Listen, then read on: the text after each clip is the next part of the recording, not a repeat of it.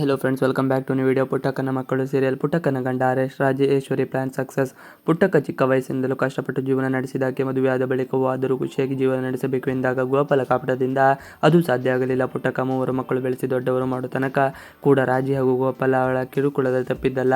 ಜೀವನದಲ್ಲಿ ಎದುರಾದ ಕಷ್ಟಗಳನ್ನೆಲ್ಲ ಸಹಿಸಿಕೊಂಡು ಜೀವನ ಸಾಗಿಸುತ್ತಾ ಇದ್ದಾಳೆ. ಮಕ್ಕಳಿಗೆ ಒಳ್ಳೆ ವಿದ್ಯಾಭ್ಯಾಸ ಕೊಟ್ಟು ಒಳ್ಳೆ ಸ್ಥಾನಕ್ಕೆ ಹೋಗಬೇಕು, ಯಾರ ಬಳಿಯೂ ಕೈ ಚಾಚದೇ ಇರಬೇಕು ಎನ್ನುವುದು ಪುಟ್ಟಕ್ಕನ ಆಸೆ. ಇನ್ನು ಪುಟ್ಟಕ್ಕನ ಮೆಸ್ ಮೇಲೆ ರಾಜಿ ವಕ್ರದೃಷ್ಟಿ ಮೊದಲಿನಿಂದಲೂ ಇದೆ. ಪುಟ್ಟಕ್ಕನ ಮೆಸ್ ಮೇಲೆ ನನಗೆ ಸೇರಬೇಕು ಎಂದು ರಾಜು ಹೊಂಚು ಹಾಕುತ್ತಲೇ ಇದ್ದಳು.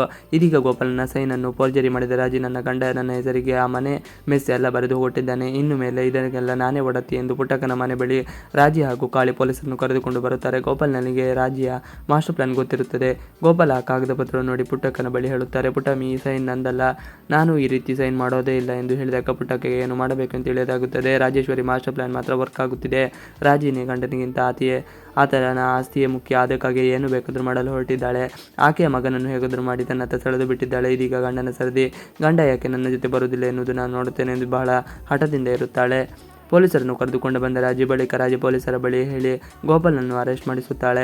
ಗೋಪಾಲ ಅರೆಸ್ಟ್ ಆಗಿರುವುದನ್ನು ಕಂಡ ಪುಟ್ಟಕ್ಕಗೆ ಶಾಕ್ ಆಗುತ್ತದೆ. ಏನು ಮಾಡಬೇಕು ಎಂದು ದಿಕ್ಕು ತೋಚದಂತಾಗುತ್ತದೆ. ಇತ್ತ ರಾಧಾ ಹಾಗೂ ಶಶಿಕಲಾ ಮಾಸ್ಟರ್ ಪ್ಲಾನ್ ಮಾಡುತ್ತಾ ಇರುತ್ತಾರೆ. ಹೇಗಾದರೂ ಮಾಡಿ ಸ್ನೇಹ ಹೊಟ್ಟೆಯಲ್ಲಿರುವ ಮಗುವನ್ನು ತೆಗೆದು ಹಾಕಬೇಕು ಎಂದು ಯೋಚನೆ ಮಾಡುತ್ತಾ ಇರುತ್ತಾರೆ. ಇನ್ನು ಶಶಿಕಲಾ ಕಿವಿಗೆ ಪುಟ್ಟಕ್ಕನ ಮನೆಯಲ್ಲಿ ನಡೆದ ವಿಚಾರ ತಿಳಿಯುತ್ತದೆ. ಈ ನೆಪವನ್ನು ಇಟ್ಟುಕೊಂಡು ಬಂಗಾರಮ್ಮನ ಬಳಿಗೆ ಹೋಗುತ್ತಾರೆ. Shashikala plan flop. ಅತ್ತೆಗೆ ಬಳಿ ಏನು ಮಾತನಾಡಬೇಕು ಎಂದು ತಿಳಿಯದೆ ಶಶಿಕಲಾ ಸುಮ್ಮನೆ ಕುಳಿತುಕೊಂಡಿರುತ್ತಾಳೆ. ಶಶಿಕಲಾ ಈಗ ಬಂದಿದ್ಯಾ, ಏನಾದರೂ ಮಾತನಾಡುವುದು ಇತ್ತೆ ಎಂದು ಕೇಳುತ್ತಾಳೆ ಬಂಗಾರಮ್ಮ.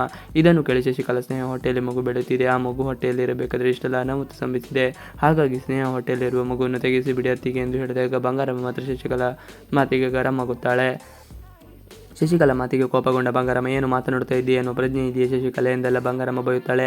ಶಶಿಕಲಾ ಮಾತುಗಳನ್ನು ಕೇಳಿದಾಗ ಬಹಳ ಕೋಪ ಬರುತ್ತದೆ. ಹಾಗೆ ಎದುರಿನಲ್ಲಿ ಸ್ನೇಹ ಹಾಗೂ ಕಂಠಿ ಮೇಲೆ ಎಷ್ಟೇ ಕೋಪ ಇದ್ದರೂ ಮನದಲ್ಲಿ ಬಹಳ ಪ್ರೀತಿಯನ್ನು ಇಟ್ಟುಕೊಂಡಿರುತ್ತಾಳೆ.